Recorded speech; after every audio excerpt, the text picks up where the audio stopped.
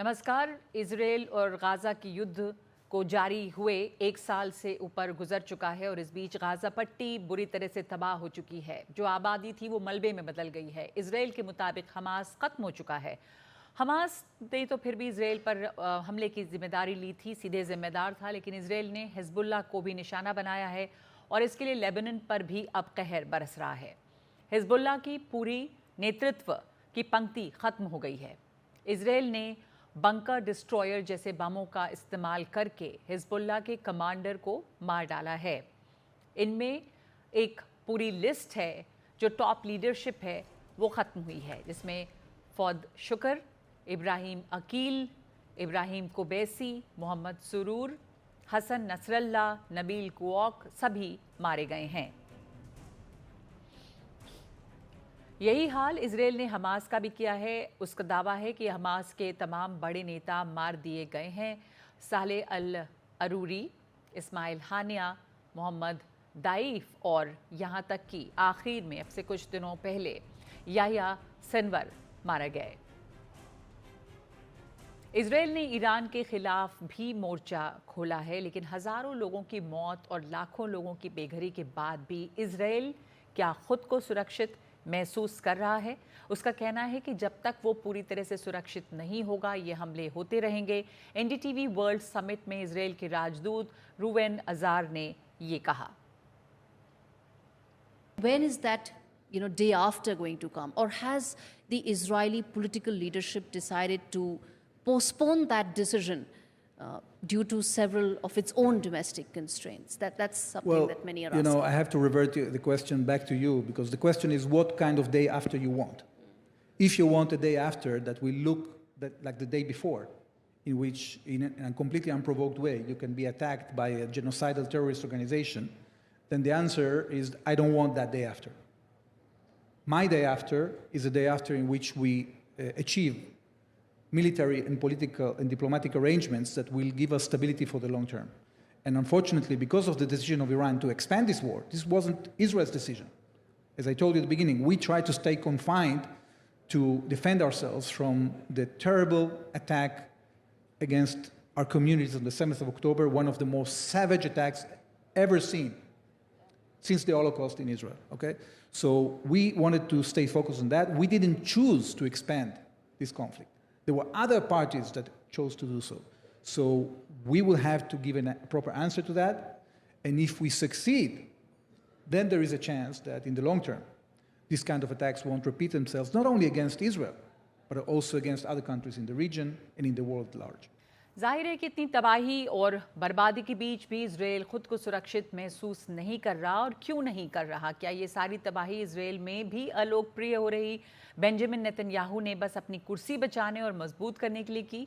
NDTV world summit में आई हस्तियां इस बात को रेखांकित करती रहीं कि युद्ध रुकना चाहिए, लेकिन नहीं रुक रहा। इजरायल अपनी सुरक्षा के नाम पर इस युद्ध को जारी रखे हुए है। What can India do specifically?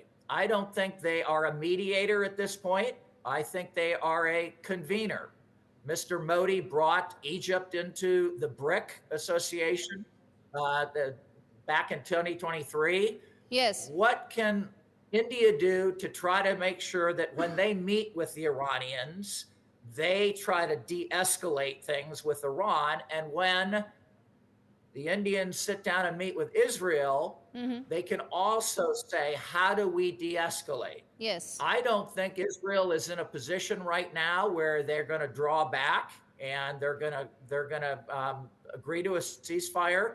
I think Netanyahu is going to do all he can to politically cement in the military gains and wait out for the U.S. election to take place and see who wins between Trump and Harris.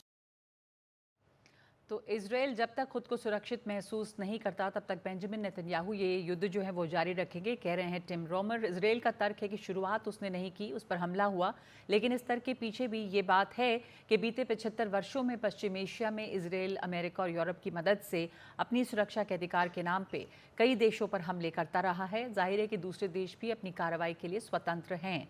Iran ने बाकायदा 10 नेताओं की hit list जारी की है, जिसमें Israel के प्रधानमंत्री से लेकर तमाम सेनाओं को अध्यक्ष और सलाहकार शामिल हैं।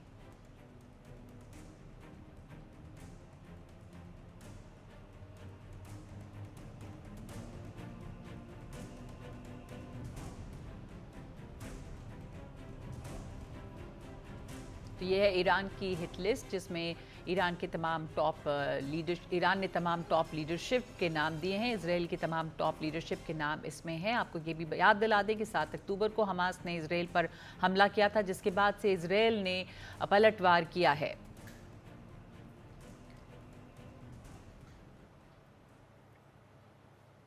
तो इस पे सुनते हैं क्या कहना है त्रिमूर्ति जी का। This tit for tat between Israel and Iran, which has gone on, now that is something which, in my opinion, for the first time ever, when Iranians are able to tell the world that they can actually reach Israel and pierce the Iron Dome, Yes. I think the rules of engagement have been irrevocably reset. Okay. And that is not necessarily in favor of Israel. So if all this put together, is Israel more secure now than before? I'm not so sure, because history tells us that whenever Israel goes into Gaza or when they go into Lebanon, they get caught in a quagmire and they have to finally extricate themselves. सवाल ये है कि युद्ध रुकेगा कैसे, क्या इसे रोकने में भारत की कोई भूमिका हो सकती है। एनडीटीवी वर्ल्ड समिट में ये सवाल अमेरिकी राजनयिक रहे टिम रोमर ने उठाया।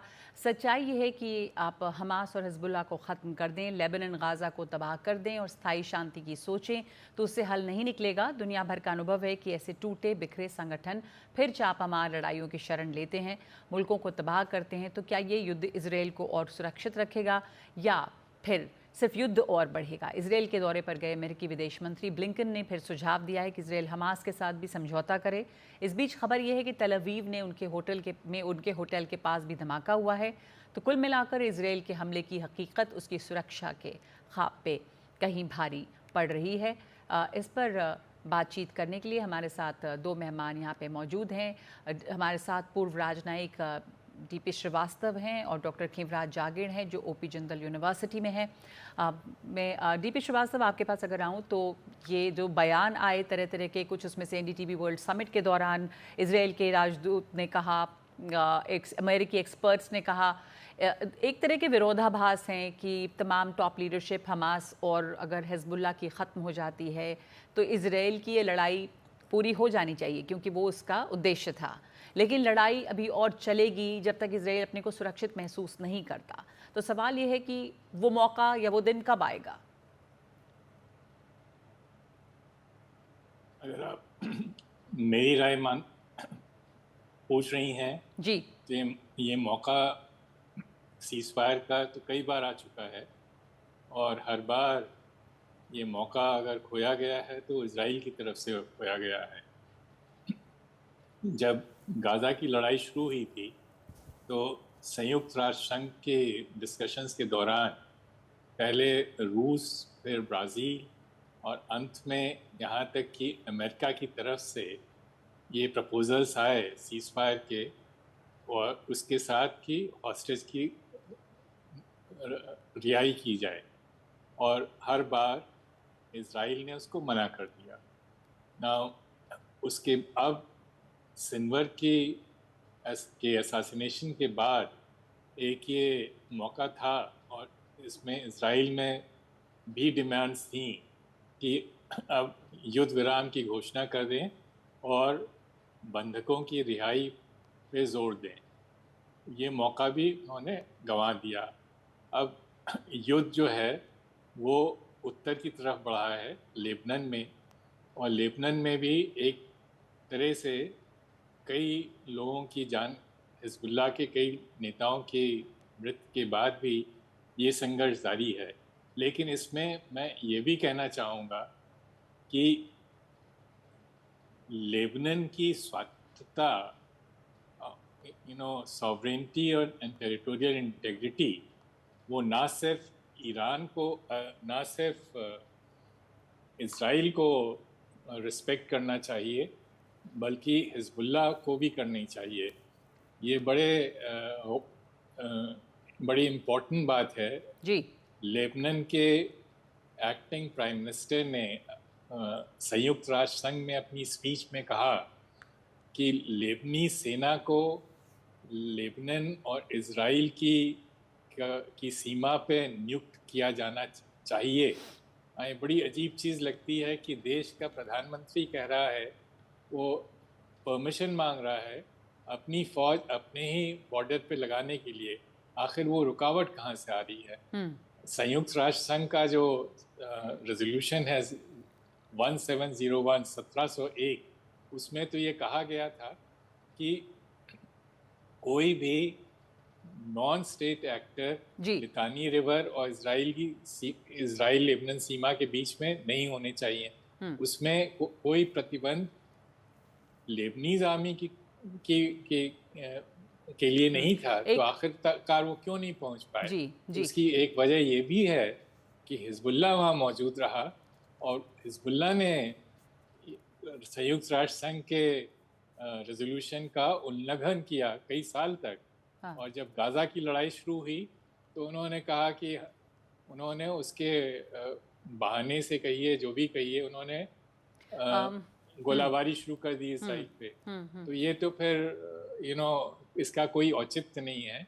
तो अगर ये इस लड़ाई को ख़त्म करना है तो सबसे बड़ी इम्पोर्टेंट चीज़ है कि गाजा में बंधकों की रिहाई हो, सीज फायर हो और लेबनान की सॉवरेनिटी और टेरिटोरियल इंटेग्रिटी को इजराइल और हिजबुल्लाह दोनों रिस्पेक्ट करें। ठीक है। अब इसके लेबनान की टेरिटोरियल सॉवरेनिटी इंटेग्रिटी को दोनों ही रिस्पेक्ट करें, ये एक बात है। जो एक दूसरा पहलू है, खिवरा जागिर एनडीटीवी वर्ल्ड समिट कार्यक्रम में इजरायली राजदूत ने जो कहा कि इजराइल ने इसकी शुरुआत नहीं की, इजराइल इसकी जवाब दे रहा है, लेकिन बार बार इजराइल की तरफ से कहा गया कि उसने ये युद्ध में काफ़ी कामयाबी हासिल की। तमाम टॉप लीडरशिप हमास की ख़त्म हो गई, पूरी पंक्ति टॉप लीडरशिप की अगर हिजबुल्लाह की ख़त्म हो गई, तो क्या ये जंग इजराइल ने अब जीती या किस रिजल्ट का इंतज़ार है जब ये लगेगा इजराइल को कि अब जो जंग है वो पूरी हुई? और ये जो कहा जा रहा है कि द डे आफ्टर, वो कौन सा वक्त होगा या इजराइल सुरक्षित कब महसूस करेगा? क्योंकि उसने कहा कि मैं अपनी सुरक्षा के लिए कर रहा हूँ, इजराइल की सुरक्षा जो है वो पूर्ण होनी चाहिए। तो इसमें विरोधाभास दिखता है आपको? धन्यवाद नगमा जी। इसमें पूरा विरोधाभास है, पर ये विरोधाभास सिर्फ इजराइल का नहीं है, ये विरोधाभास अमूमन सारे मुल्कों का है। आपने कहा जंग जीती। जंग जीतने और जंग हारने के बारे में अंतर्राष्ट्रीय राजनीति के बड़े विद्वान ने, केनेथ वॉल्स ने एक बार कहा था कि कोई भी जंग जीतने का दावा किसी भूकंप के जीतने के दावा जैसा है। कोई भी जीतता नहीं है, सब हारते हैं, कोई कम हारता है और कोई ज्यादा हारता है। तो इजराइल हो सकता है इतनी मिलिट्री कामयाबी के बाद कह दे कि हमने इतनों को मार दिया और अब 10 साल 15 साल ये सारे संगठन फिर से खड़े नहीं हो पाएंगे। पर देखिए, मिसाल देखिए, 1982 में जब यासिर अराफात लेबनान से इजराइल पे हमला करते हैं अपने गुरिल्ला वॉर में, तो इजराइल बेरूत जाता है मिलिट्री के साथ। उस समय यही इजराइल करता है जो आज इजराइल ने किया है लेबनान हिजबुल्लाह के खिलाफ। तो 1982 में जो चीज़ें की गई वो तो आज 2024 में आके काम नहीं आई। तो इजराइल की असुरक्षा एक बहुत ही जटिल मुद्दा है जिसमें युद्ध विराम सिर्फ एक छोटी सी कड़ी है। मैं आपको मेरे हिसाब से 4 बड़ी मुश्किलें हैं इजराइल की, वो सिक्योरिटी थ्रेट्स जिन्हें हम कह सकते हैं। फिलिस्तीन का झगड़ा असुलझा रहे और गाजा और फिलिस्तीन की जमीन पे इजराइल का कब्जा रहे, ये इजराइल की सुरक्षा के लिए सबसे बड़ा खतरा है जी। जब तक ये झगड़ा नहीं सुलझेगा इजराइल सुरक्षित नहीं रह सकता, जैसा कि 75 साल में नहीं हुआ। दूसरा, ईरान और उसके जो छुटभइये और जो उसके संगठन हैं वो अपने आप में फिलिस्तीन के झगड़े के परे ईरान इजराइल के साथ एक बड़ी रंजिश लेके बैठे हैं, तो वो अपने आप में एक बड़ा खतरा है। तीसरा खतरा जो है वो है अंतर्राष्ट्रीय कहिए एक तरह से बहिष्कार का, आइसोलेशन का, इंटरनेशनल सैंक्शंस का। एक कूटनैतिक बहिष्कार जब किसी देश का होता है तो उसके बहुत सारे हितों का नुकसान होता है, उसकी इमेज, उसका रेपुटेशन, उसके एलाइज के लिए बहुत बड़ा धक्का होता है ये। और जो चौथा बड़ा खतरा है इजराइल को वो है अंदरूनी। इजराइल के अंदर जो एक सेक्टेरियन डिवीजन है जो अब बहुत वायलेंट हो चुका है, जिसमें इजराइल के ही बाशिंदे, यहूदी बाशिंदे दूसरे यहूदी बाशिंदों पे हमला करते हैं, चाहे वो सीज फायर की बात पे हो, चाहे वो बंदियों को छुड़ाने की बात पे हो।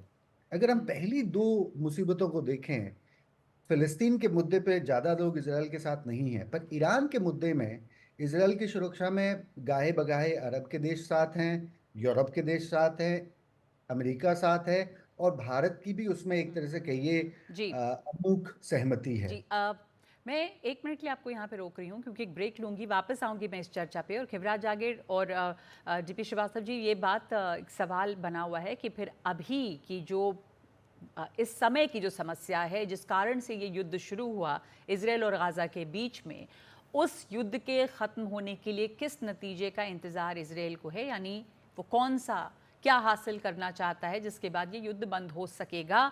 तो एक ब्रेक लेते हैं हम सच की पड़ताल में और लौटते हैं इस सवाल के साथ। तो इजराइल की गाज़ा में युद्ध जो फैल कर लेबनान में पहुंच चुकी है और उसके आगे इसमें सीधे सीधे शामिल ईरान भी है, तो इस पर बातचीत हम कर रहे हैं कि आखिर इस जंग का अंत जो है वो किस नतीजे के बाद होगा। हमारे साथ डीपी श्रीवास्तव हैं, डॉक्टर खिवराज जागीर है। डीपी श्रीवास्तव जी, ये बात मैं इसलिए पूछ रही हूँ क्योंकि इसी वर्ल्ड समिट के दौरान ही ये कहा गया कि ये जो युद्ध है, एक तरफ से ये कहा जा रहा है कि टॉप लीडरशिप अगर हमास और हिजबुल्लाह की ख़त्म हुई है तो एक तरह से एक बड़ी कामयाबी है, लेकिन ये जो वॉर है ये लॉन्ग ड्रॉन वॉर है, तो ये एक विरोधाभास है। और अभी फौरी तौर पे ये जो जंग है वो उसके ख़त्म होने के लिए क्या कंडीशंस इजराइल हासिल करना चाह रहा है, किस सिचुएशन में आखिर इसको द वॉर इज़ ओवर ये स्थिति कब होगी?